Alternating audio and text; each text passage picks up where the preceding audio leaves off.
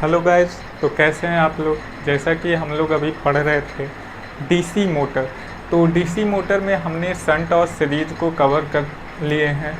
अब आगे है कंपाउंड मोटर। तो कंपाउंड मोटर पढ़ना है, तो कंपाउंड मशीन पढ़ने से पहले हम डीसी मोटर के एक बार क्लासिफिकेशन देखेंगे। इट मीन्स टाइप्स देख लेते हैं फिर से, ताकि अच्छे से क्लियर हो। अकॉर्डिंग टू देयर एक्साइटेशन के अकॉर्डिंग आपका जो मशीन है यानी मोटर है वो दो वर्गों में विभाजित है। कौन कौन सा? पहला है सेल्फ एक्साइटेड डीसी मोटर। दूसरा है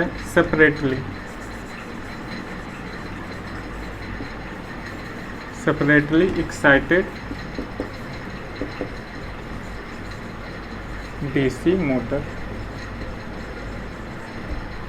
ठीक है, इसमें आपका जो एक्साइटेशन वाला पार्ट है उसको सेपरेट डीसी सोर्स से एक्साइट किया जाता है। इसमें सेल्फ में हमने शंट जो भी पढ़ा है, इसमें जो भी एक्साइटेशन होता है, जो भी जनरेट होता है, उसी के माध्यम से ये एक्साइट होता है। अब देखो इसको कितने पार्ट में डिवाइड किया गया। तो पहला जो है शंट मोटर जो कि हम अभी कवर कर चुके हैं। दूसरा है सीरीज मोटर,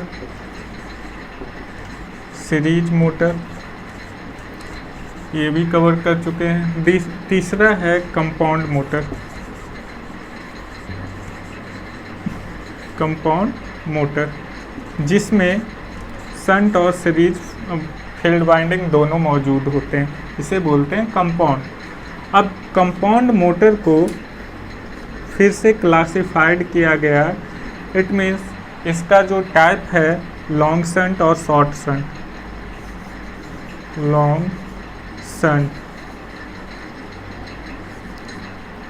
दूसरा है शॉर्ट शंट।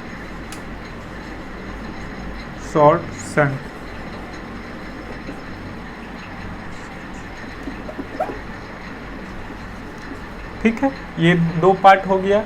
ये तो अकॉर्डिंग टू देयर एक्साइटेशन है, but according to their flux characteristic इस मशीन को, कंपाउंड मशीन को दो पार्ट में डिवाइड किया गया। इट मीन्स ये दोनों को दो पार्ट में डिवाइड किया गया है। पहला है कॉमुलेटिव कंपाउंड,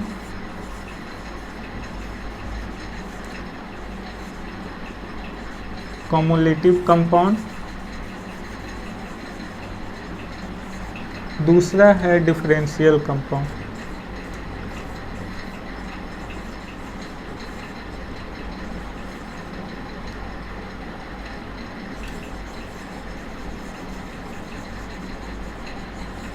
ठीक है, इसमें क्या होता है, पहले तो लॉन्ग शंट और शॉर्ट शंट ये क्या होता है। पहले तो कंपाउंड मशीन क्या होता है इसके बारे में थोड़ा सा डिस्कस कर लेते हैं।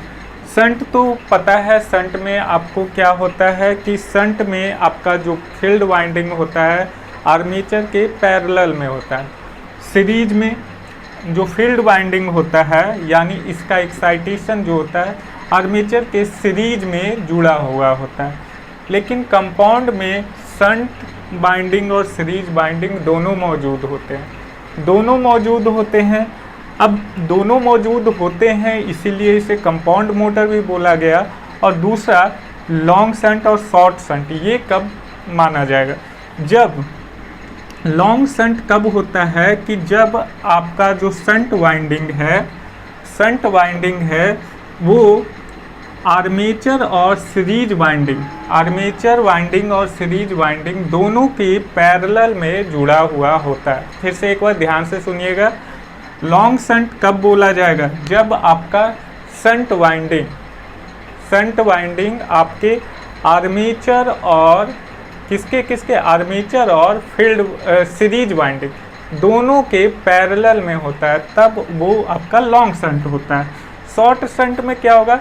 जो आपका शंट वाइंडिंग होता है, शंट फील्ड वाइंडिंग, वो सिर्फ आपके आर्मेचर के पैरेलल में जुड़ा हुआ होता है, और जो सीरीज वाइंडिंग होता है वो आर्मेचर और किसके शंट वाइंडिंग के सीरीज में कनेक्ट होता है, तो वो शॉर्ट शंट होता है। ये तो हो गया लॉन्ग शंट और शॉर्ट शंट के किस्से। अब होता है कॉमुलेटिव कंपाउंड और डिफरेंशियल कंपाउंड। ये कब होता है? कॉमुलेटिव और डिफरेंशियल कंपाउंड कब कहलाता है? तो कॉमुलेटिव कंपाउंड जब फ्लक्स, अब देखो यहाँ पे थोड़ा सा गौर करो, यहाँ पे दो बाइंडिंग है, दो बाइंडिंग, इट मीन्स शंट और सीरीज दो बाइंडिंग है, तो दोनों में फ्लक्स जनरेट होगा। मैं ये कहूँ सपोज एक वाइंडिंग, ये वाइंडिंग है, एक ये वाइंडिंग है, ये आपका लॉन्ग शंट हो गया, तो इट मीन्स लॉन्ग शंट का फिगर है, तो इट मीन्स दो वाइंडिंग है, तो दोनों वाइंडिंग का जो फ्लक्स है, इसका भी कुछ फ्लक्स होगा, फाई एच हम मान लेते हैं, इसका फ्लक्स फाई एच सी। अब दोनों फ्लक्स क्या होगा, जब दोनों फ्लक्स जुड़ेगा, मतलब दोनों फ्लक्स का डायरेक्शन एक ही डायरेक्शन में होगा, इट मीन्स फाई रिजल्टेंट बराबर होगा phi H H plus phi A C. तब ये आपका क्या होगा, कॉमुलेटिव कंपाउंड। जब दोनों का फ्लक्स का डायरेक्शन एक दूसरे के अपोजिट डायरेक्शन में होगा, तो वो होगा डिफरेंशियल कंपाउंड। फाई रिजल्टेंट बराबर हो जाएगा phi S H minus phi A C, तो उस केस में वो डिफरेंशियल कंपाउंड हो जाएगा, डिफरेंशियल कंपाउंड मोटर कहलाएगा। ठीक है, यहाँ नाम से ही क्लियर होता है, डिफरेंशियल इट मीन्स डिफरेंस, और कॉमुलेटिव इट मीन्स दोनों का फ्लक्स क्या होता है, ऐड होता है। ठीक है,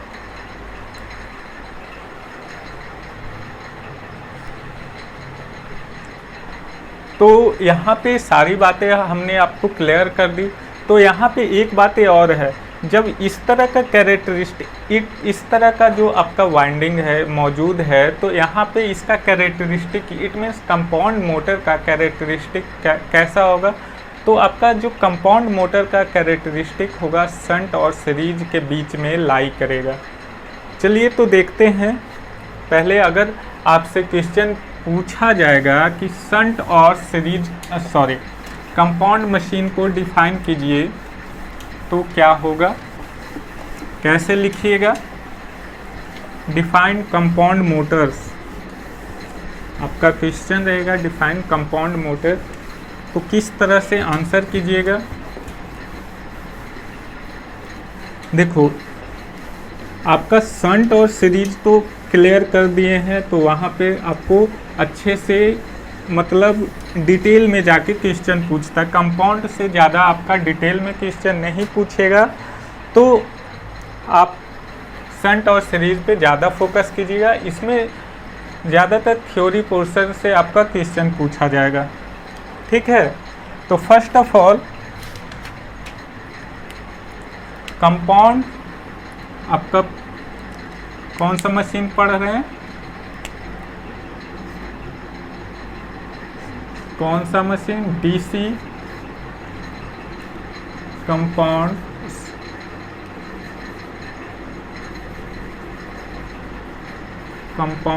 owned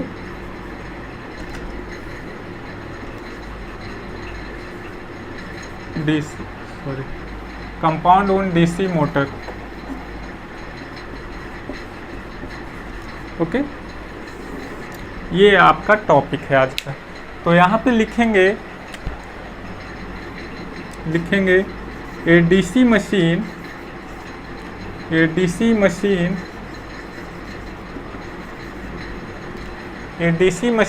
having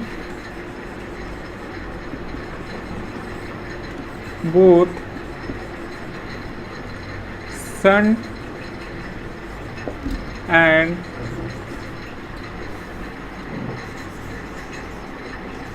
series field winding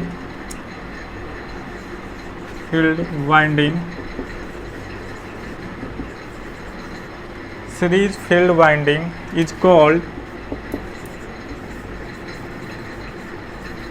DC compound motor. अगला अगला पॉइंट लिखिएगा, इच फील्ड पोल, क्या लिखिएगा, इच फील्ड पोल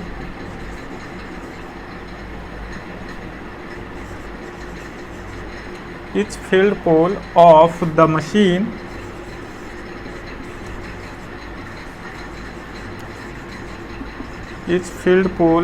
machine carries two winding,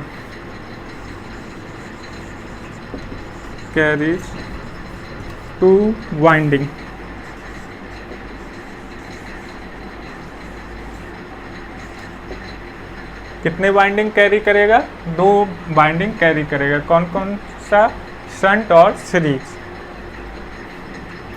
अगला लिखिएगा, the shunt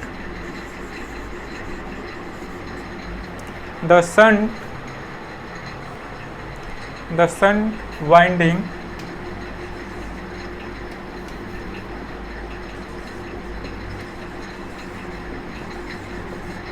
has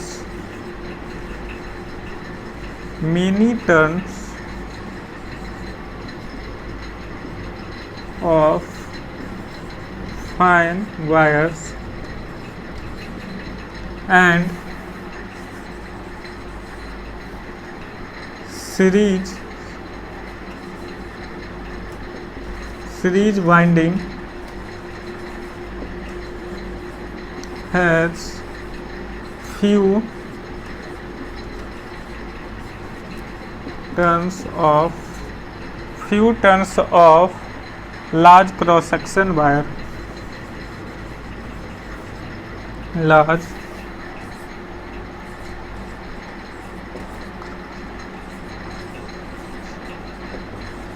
cross section area of wire। अब देखो यहाँ पे हमने बताया भी था, जब शंट और सीरीज पढ़ रहे थे तो वहाँ पे हमने डिस्कस भी कर रहा था कि शंट जो होता है, शंट फील्ड वाइंडिंग में पतले तार दिए जाते हैं ताकि आपका नंबर ऑफ टर्न ज़्यादा से ज़्यादा हो सके। और सीरीज जो होता है, सीरीज में लार्ज क्रॉस सेक्शन एरिया रखा जाता है, क्योंकि सीरीज बाइंडिंग का करेंट आपका क्या होता है, वैरी करता है। वैरी कब करता है? आपके लोड के अकॉर्डिंग आपको वैरी करता है। इट मीन्स आर्मेचर करंट पे वो डिपेंडेंट होता है। लेकिन शंट फील्ड वाइंडिंग कभी वैरी नहीं करता, उसका जो एक बार फ्लक्स सेटअप हो गया वो सेटअप हो गया। ठीक है, ठीक है। अगला पॉइंट लिखेंगे, कंपाउंड मशीन में बी कनेक्टेड इन 2 वे। यहाँ तक लिख लीजिए, आई थिंक ऊपर ही लिखना चाहिए, स्क्रीनशॉट ले लीजिए।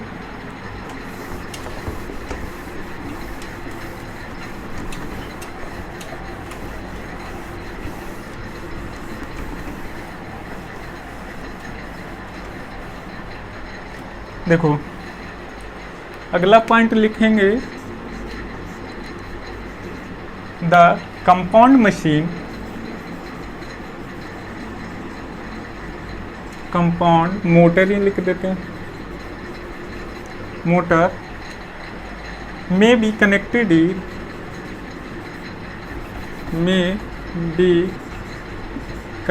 इन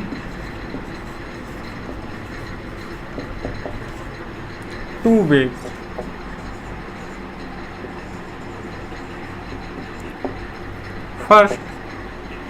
फर्स्ट क्या लिखेगा, लॉन्ग शंट,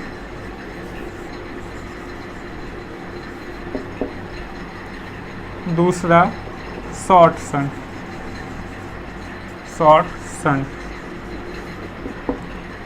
क्लियर? अब एक एक करके दोनों को देखते हैं।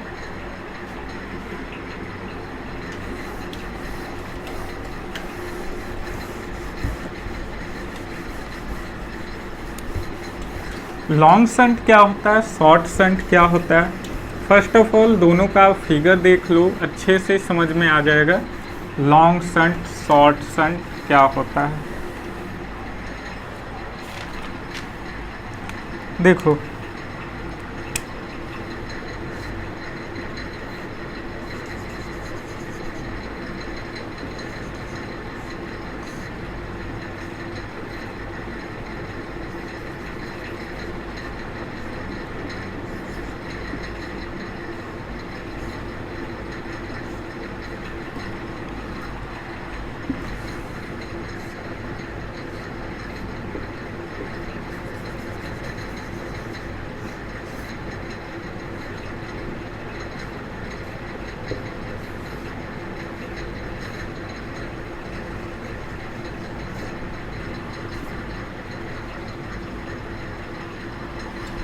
देखो लॉन्ग शंट जो होता है, लॉन्ग शंट में आपका ये फील्ड वाइंडिंग शंट वाइंडिंग है, या इसमें जो करंट फ्लो होगा हम मान लेते हैं ISH। इसमें जो करंट फ्लो होगा, इसमें जो करंट फ्लो होगा वो क्या होगा, IAC। ठीक है, इसमें जो करंट फ्लो होगा IA। क्लियर, ये जो करंट है I है। इसका जो रेजिस्टेंस होगा क्या, RSH, इसका RAC। इसमें ये आर्मेचर है, आर्मेचर का रेजिस्टेंस RA मान लेते हैं। सेम इसी तरह से इसमें जो करंट फ्लो होगा IAC हो जाएगा, इसका जो करंट होगा IA हो जाएगा, इसका करंट ISH हो जाएगा। ओके, ये क्या है, आर्मेचर, आर्मेचर का रेजिस्टेंस RA हो जाएगा, इसका RAC हो जाएगा, इसका हो जाएगा RSH। अब देखो इसमें दो तरह के हमने फिगर ड्रॉ करा है, दोनों कंपाउंड मशीन का ही है, कंपाउंड मोटर का ही फिगर है, लेकिन इसमें कौन सा शंट है, कौन सा सीरीज है। ठीक है, अब देखो इसमें कौन सा इसमें कौन सा लॉन्ग शंट है, इसमें कौन सा शॉर्ट शंट है। तो ये जो है, देखो ये जो है, हमने लॉन्ग शंट का डेफिनेशन ये बताया था कि जब शंट फील्ड वाइंडिंग, जब आपका शंट फील्ड वाइंडिंग आपके सीरीज और आर्मेचर दोनों के पैरेलल में जुड़ा हुआ हो, तो ये आपका कौन सा हो गया, लॉन्ग शंट। ये आपका लॉन्ग शंट हो गया। जब आपका शंट फील्ड वाइंडिंग सिर्फ आर्मेचर के पैरेलल में हो और इसमें आर्मेचर और शंट के सीरीज में जुड़ा हुआ हो, सीरीज फील्ड वाइंडिंग, तो वो होता है शॉर्ट शंट। यहाँ तक आई होप क्लियर होगा। तो पहला हम देखते हैं, लॉन्ग शंट का डेफिनेशन लिखते हैं। लॉन्ग शंट, इफ क्या लिखेंगे, if the shunt field winding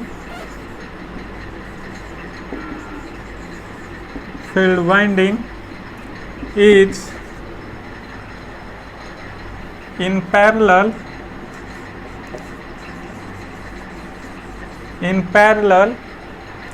with both armature and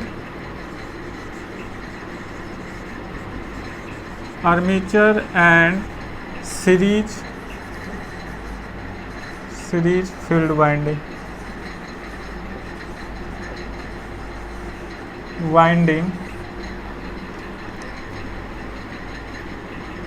the machine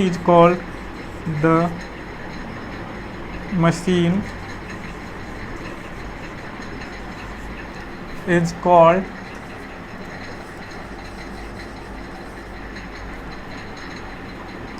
long shunt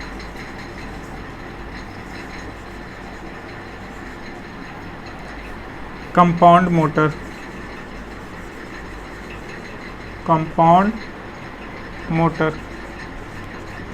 ठीक है।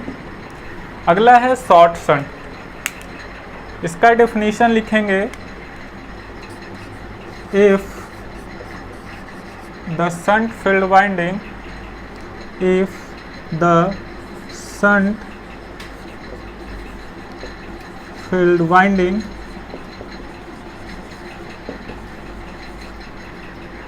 is connected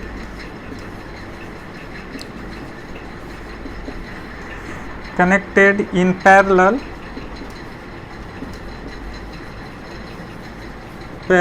with armature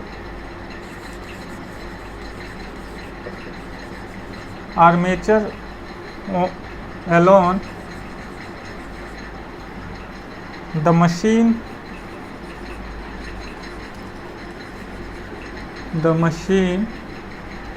is called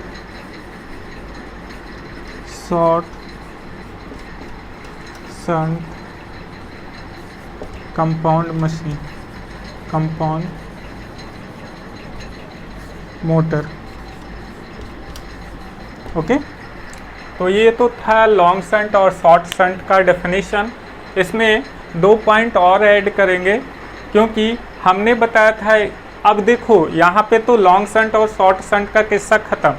अब इसमें दोनों में फ्लक्स जनरेट होगा, दोनों में फ्लक्स जनरेट होगा, तो इसका फ्लक्स का डायरेक्शन और इसका फ्लक्स का डायरेक्शन किस पे डिपेंड करेगा? ये पहला क्वेश्चन है, किस पे डिपेंड करेगा? इसका फ्लक्स और इसका फ्लक्स, दो फ्लक्स यहाँ पे लड़ाई करेगा। तो बताओ दोनों का फ्लक्स कब क्या करेगा? दोनों का फ्लक्स का डायरेक्शन कब सेम होगा, कब डिफरेंट होगा? तो बताओ, जब दोनों क्या है कि दोनों का बाइंडिंग ऑफ ओरिएंटेशन सेम रहेगा और दोनों का करेंट का बाइंडिंग ऑफ ओरिएंटेशन कहने का मतलब वहाँ पे जो बाइंडिंग किया हुआ है, दोनों का बाइंडिंग ऑफ ओरिएंटेशन कोर में सेम है, तब दोनों का फ्लक्स का डायरेक्शन भी क्या होगा? सेम होगा। तो उस केस में क्या होगा? वो कम्युलेटिव कंपाउंड होगा। दोनों का फ्लक्स, जो रिजल्टेंट फ्लक्स आएगा वो क्या हो जाएगा? जुट जाएगा। तो वहाँ पे उसे हम क्या बोलेंगे? Cumulative compound DC machine. अब यहाँ पे दूसरा है डिफरेंशियल कंपाउंड। डिफरेंशियल कंपाउंड कब बोलेंगे? जब दोनों का फ्लक्स का डायरेक्शन अपोजिट होगा, तब हम डिफरेंशियल कंपाउंड बोलेंगे। तो उस समय में रिजल्टेंट फ्लक्स आपको क्या मिलेगा? कम मिलेगा। रिजल्टेंट फ्लक्स आपको क्या मिलेगा? कम मिलेगा। रिजल्टेंट, क्योंकि जो रिजल्टेंट फ्लक्स होगा वो phi S H minus phi A C हो जाएगा, उसमें से सीरीज फील्ड का क्या हो जाएगा? फ्लक्स घट जाएगा। तो वहाँ पे वो डिफरेंशियल कंपाउंड हो जाएगा। अब ये कब होगा?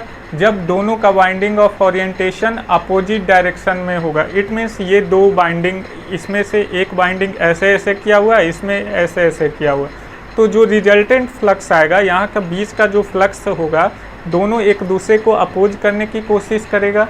तो यहाँ पे डिफरेंशियल, यानी यहाँ पे डिफरेंस पैदा कर रहा है। ये फ्लक्स क्या कर रहा है? डिफरेंस पैदा कर रहा है।